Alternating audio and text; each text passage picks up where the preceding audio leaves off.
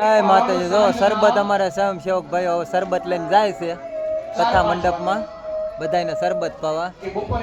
જો શરબત બની ગયું છે નિયમ અનુસાર.